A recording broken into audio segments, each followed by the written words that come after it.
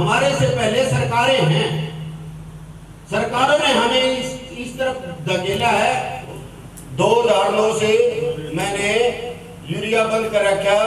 कोई जो America, Australia, Europe के जो देश है, उन्होंने जो दवाई पे बैन रखा हुआ है वो इंडिया में बिकती है। आप सभी में से हम फीडबैक भी लेना चाहेंगे, कुछ बताना चाहे, कहना चाहे तो प्लीज़, दे आर वेलकम। नमस्कार सर। नमस्कार जी।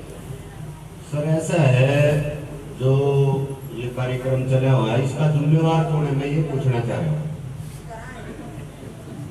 ये हंसने की बात हो रही है, जिम्मेवार यहाँ बैठे या किसान नहीं है, जिम्मेवार सरकारें हैं।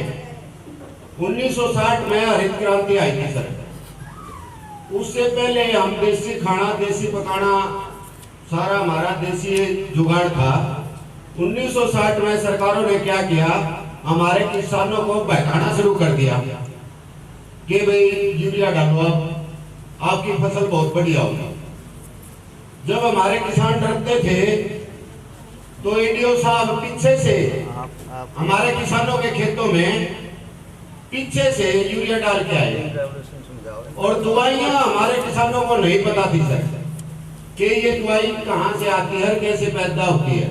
हम देसी जुगाड़ था हमारा, और आज भी कोशिश ये है कि देसी से काम चलाए, क्योंकि ये बहुत महंगी जो दवाइयां हैं ये किसान को मारने के लिए है, और यूरिया भी मारने के लिए है।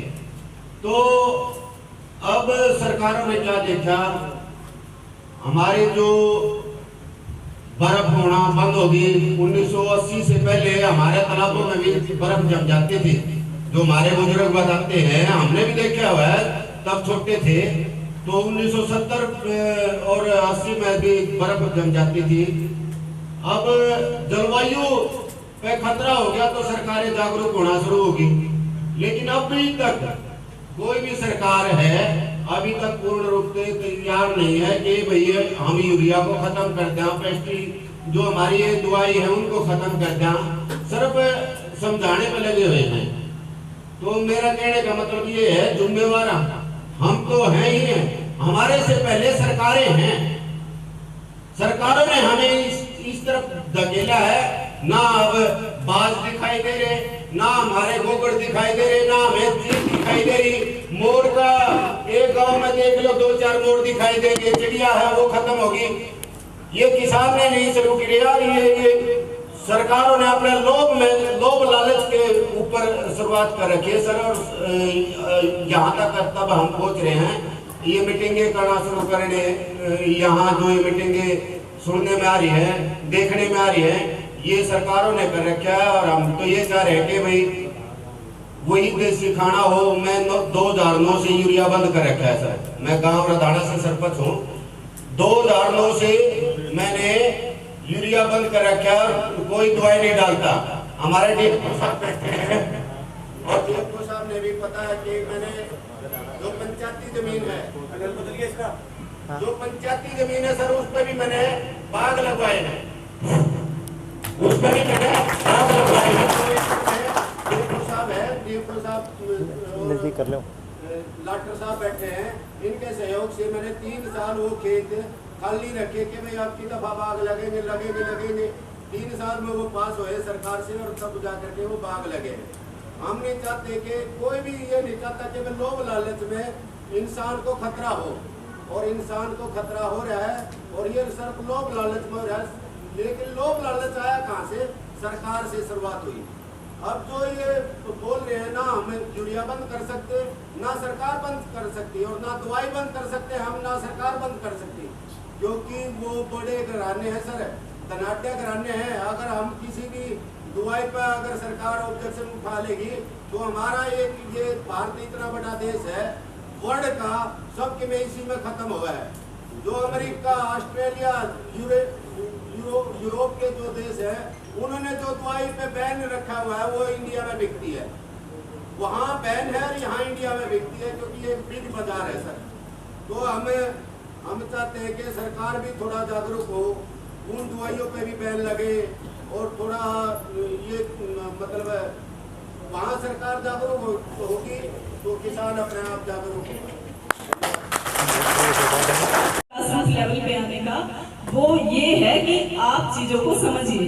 आप लोगों का जो विचार है, जो विचार की सीरीज है, वो जब बदलेगी तो आपका दृष्टिकोण बदलेगा, और जो दृष्टिकोण जब बदलेगा तभी आपकी एक्टिविटीज बदलेंगी। आप जागरूक होंगे, आप ज्यादा शिक्षित होंगे और उसी तरीके से आप अच्छे से काम कर पाएंगे। तो please pay attention. Haryana state biodiversity board जो है वो 2002 में बायोलॉजिकल डाइवर्सिटी एक्ट के तहत इसका गठन हुआ, और 27 नवंबर 2013 में गैजेट नोटिफिकेशन में डिपार्टमेंट ऑफ एनवायरनमेंट के अंडर जो है ये एस्टेब्लिश हुआ। उसके बाद 2016 में फॉरेस्ट डिपार्टमेंट को ट्रांसफर हो गया, और 12 सितंबर 2019 में इसके ये रिकॉन्स्टिट्यूट हुआ। ये तो है हरियाणा बायोडाइवर्सिटी बोर्ड की एक छोटी सी बैकअप, यानी कि कैसे बना, कैसे रिकॉन्स्टिट्यूट हुआ और वो किस तरीके से नोटिफिकेशन में आया। नेक्स्ट, अभी आप इसमें देख रहे हैं ये जो मानचित्र है हरियाणा का, अलग अलग इसमें डिस्ट्रिक्ट्स हैं, और इसमें आपको ज़्यादा बताने की जरूरत नहीं है क्योंकि क्लियर कट आप इसमें देख रहे हैं। तो जो दूसरी साइड जो बात कर रहे हैं हम इसके आंकड़े की कि इसमें कितना लैंड एरिया है, कितना इसमें पौधों का जो कवर है, ट्री कवर जिसको हम बोलते हैं इंग्लिश में या एक साइंटिफिक भाषा में, वो कितना स्क्वायर किलोमीटर है, और जो बायोडाइवर्सिटी हॉटस्पॉट है यानी कि जैव विविधता का जो वितरण है, हॉटस्पॉट जिसको हम बोलते हैं, वो कहाँ कहाँ पे है, तो वो अरावली और शिवालिक में है। कितनी पक्षियों की प्रजातियां यहाँ पर पाई जाती हैं, और कितनी जो दूसरी जो स्पीसीज हैं, टोटल जो स्पीसीज हैं वो कितनी यहाँ पर पाई जाती हैं, तो वो सबके आंकड़े जो वो यहाँ पर मैंने आप सबके लिए रखे हैं। नेक्स्ट, अभी हम बात करेंगे कि जो बायोडाइवर्सिटी है उसके बारे में हम आपको क्या क्या बता रहे हैं। यानी कि ये जो बायोडाइवर्सिटी है ये इंग्लिश टर्म है, और जो जैव विविधता है वो हिंदी में इसको बोलते हैं। और सभी चीजों का जो समूह है, जितनी भी जीवित चीजें हैं उनका जो समूह है उसको, वो इसकी परिभाषा है। यानी कि जो भी जीवित है, चाहे वो कीड़े मकोड़े, मक्खी, मच्छर, जीवाणु, विषाणु, पेड़ पौधे, मानव, सब के सब, उसी को हमने कलेक्टिव फॉर्म में जैव विविधता का नाम दिया है। नेक्स्ट, पहले आप इस फोटो में देखिए, यहाँ पे देख रहे हैं कि अलग अलग कलर के जो बीज हैं, जैसे फॉर एग्जाम्पल उदाहरण के तौर पे अगर मैं बात करूँ, गेहूं का अलग कलर है, बाजरे का अलग कलर होता है, मूंग का अलग कलर होता है। तो उस कलर के लिए उसी तरीके से हमारे हॉल में यहाँ पर जितने भी लोग मौजूद हैं, सबकी हाइट, कलर, हेल्थ अलग अलग है, तो वो सबके लिए हमारे जीन रिस्पॉन्सिबल हैं, और उसी जीन्स की डाइवर्सिटी को, उसी जीन की विविधता को हमने इस साइंटिफिक भाषा में जेनेटिक डाइवर्सिटी का नाम दिया। नेक्स्ट हम बात करते हैं इस फोटो में, आप आइए, यहाँ पे आप देख रहे हैं कि प्रजातियों की जो भिन्नताएं हैं, तो इसमें अलग अलग प्रजातियां आप देख रहे हैं, मछली है, जंगली जानवर है, पेड़ पौधे हैं, या फिर दूसरी साइड में अगर हम बात करें तो इसमें सांप, चिड़िया, ये सब है। तो ये जो अलग अलग प्रजातियां हैं, इनकी जो भिन्नता है उसको हमने स्पीसीज डाइवर्सिटी का नाम दे दिया है। मैंने काफी हद तक कोशिश की है आप लोगों के लेवल तक आके आपको समझाने की। थर्ड थिंग हम बात करते हैं इकोसिस्टम डाइवर्सिटी की, जो कि अलग अलग पारिस्थितिक तंत्र के बीच में जो भिन्नताएं हैं उनको दिखाती है। और इसमें हमारे अलग अलग पारिस्थितिक तंत्र हैं, जैसे यहाँ पर मरुस्थल है, दूसरी साइड में जंगल है, यहाँ पर पेड़ पौधों का अलग एक ग्रुप है। तो ये अलग अलग इकोसिस्टम है, और इन सबको मिला के जो डाइवर्सिटी बनी उसका नाम दे दिया इकोसिस्टम डाइवर्सिटी। अब कहते हैं कि जो ये इतनी बड़ी प्रयोग जो वर्कशॉप आज हो रही है, इसी तरीके से हर एक डिस्ट्रिक्ट में चेयरमैन सर के दिशा निर्देशन से हर एक डिस्ट्रिक्ट में अलग अलग जगह पर ऐसा ही हो रहा है। तो उसका जो हमारा मोटिव है, ये वर्कशॉप रखने का हमारा जो उद्देश्य है वो है कि इस बायोडाइवर्सिटी को बचाना। लेकिन इसको क्यों बचाना? प्रश्न ये भी है कि हम इसको क्यों बचाएं? भाई हम नहीं बचाते या हम बचाएंगे, तो हम क्यों बचाएंगे? क्योंकि ह्यूमन जो है यानी कि मानव जो है वो बुद्धिजीवी है, वो संवेदनशील है, उसकी तर्क वितर्क करने की एक क्षमता है जो कि दूसरे जानवरों में नहीं है। अगर हम मानो उदाहरण के तौर पे अगर मैं कहूँ कि अगर हम अपनी भैंस को खाली कूड़ा डाल देंगे, वो नहीं पूछेगी कि आपने जवार क्यों नहीं डाला, नहीं पूछेगी ना। क्योंकि वो जो तार्किक क्षमताएं हैं, वो जो भाषाएं हैं, वो उनके अंदर नहीं है। लेकिन मानव जो है वो बुद्धिजीवी है, वो संवेदनशील है, वो तर्क करने की क्षमता रखता है। तो उसी सवाल का जो जवाब है कि जो बायोडाइवर्सिटी है, हम इसको क्यों बचा लें, तो इसके पीछे सबसे बड़ा जो कारण है कि हमारा जो इंटरलिंकिंग सिस्टम है, यानी कि हम जब टेंट लगाते हैं, चारों तरफ में बम्बू लगाते हैं, पाइप वगैरह लगाते हैं, उसको स्फोट करने के लिए रस्सियों से बांध देते हैं, तो वो उसका एक सपोर्ट सिस्टम है उस पूरे एरिया का। अगर उसमें से हम कोई भी कड़ी निकाल लेंगे तो वो एकदम से गिर जाएगा। ठीक उसी तरीके से हमारे जो जिंदगी का आधार है, जीने की जो वजह है, वो हमारा ये इंटरलिंकिंग सिस्टम है। अगर इसमें से कोई भी एक कड़ी गायब होगी, कि मानो अगर सारे ही पक्षी गायब हो गए, तो हमारा ये संतुलन बिगड़ जाएगा। ठीक उसी तरह से अगर हमारे सारे ही पेड़ पौधे गायब हो गए तो भी हमारा संतुलन बिगड़ जाएगा। तो हमारा जो इंटरलिंकिंग सिस्टम है, जो इक्वेशन है हमारी, जो समीकरण है, ये एक दूसरे के सामंजस्य में जो काम कर रहा है, तो अब उसको बिगड़ने नहीं देना है। उसी को बचाने के लिए हम इस तरह की जागरूक और शिक्षा की जो प्रयोगशालाएं रखते हैं और आप लोगों तक पहुंचाते हैं कि उसको बचाना किस लिए जरूरी है। नेक्स्ट, इस चित्र में हम बात कर रहे हैं, यहाँ पर ये मैप है हरियाणा, उसका इंडिया का। जिस तरह से हरियाणा की बायोडाइवर्सिटी है, यानी कि मैं एक छोटे से लेवल से बात करूँ, हम आज यहाँ पर हैं, यहाँ पर इस बाउंड्री के अंदर जितने भी पेड़ पौधे, जीव जंतु, पशु पक्षी हैं, वो यहाँ इस जगह की एक बायोडाइवर्सिटी है। ठीक इसी तरीके से जो हरियाणा में है, वो हरियाणा की बायोडाइवर्सिटी हो गई। और जो बड़े लेवल पे अगर मैं एक देश की बात करूँ, अगर इंडिया की बात करूँ, तो उसमें जितने भी ये सब जीव जंतु हैं, वो इंडिया की बायोडाइवर्सिटी हो गई। दूसरी साइड में आगे यहाँ पर लिखी हुई है। नेक्स्ट, अब बात करते हैं कि तो मैं जस्ट आपको ये बताना चाह रहा हूँ कि जो जैव विविधता है, इसमें जीव जंतु, पेड़ पौधे, सभी माइक्रो ऑर्गेनिज्म सभी शामिल हैं, और अति दोहन की वजह से इन सभी का विलुप्त होना जारी था बहुत सालों से।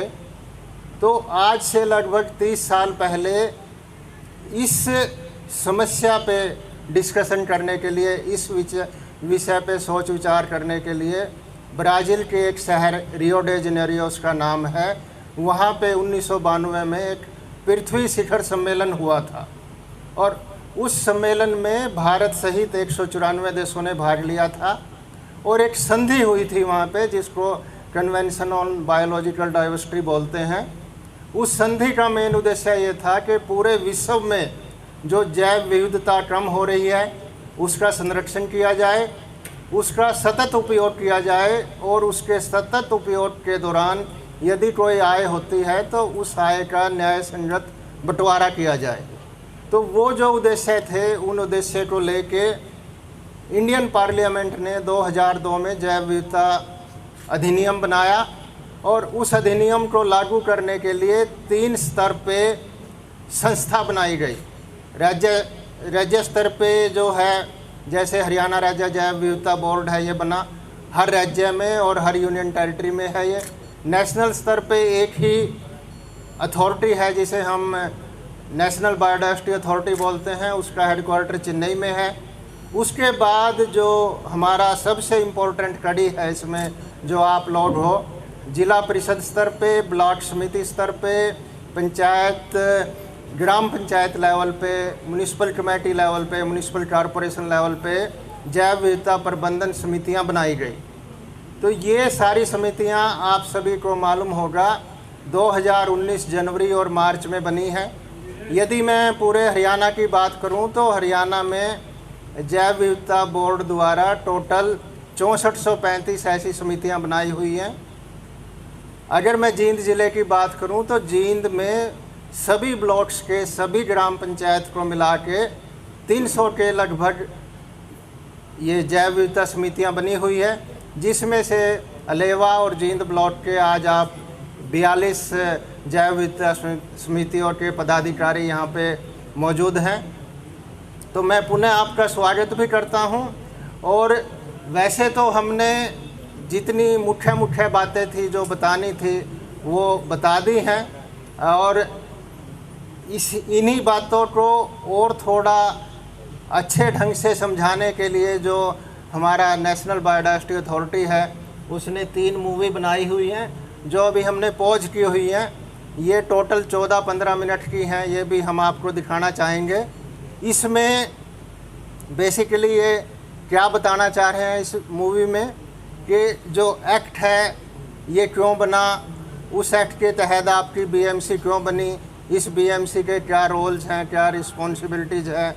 उसके बाद इस बीएमसी को यदि कोई आय होती है, आने वाले समय में आय होने वाली है, उसको आप किस ढंग से जैव विविधता के संरक्षण में और उसके संवर्धन में प्रयोग में ला सकते हो।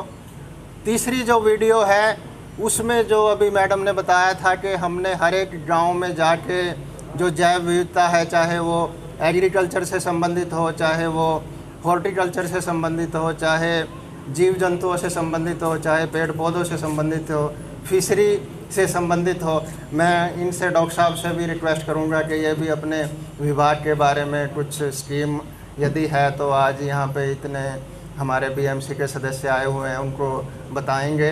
तो वो सारा हमने एक रजिस्टर के रूप में पंजीकरण करना है, डॉक्यूमेंट करना है। उसके लिए सतीश शर्मा जी यहाँ पे है। ये 3 ज़िले देख रहे हैं हमारे, भिवानी, चरखी दादरी और जींद, तो उसमें ये काम चल रहा है।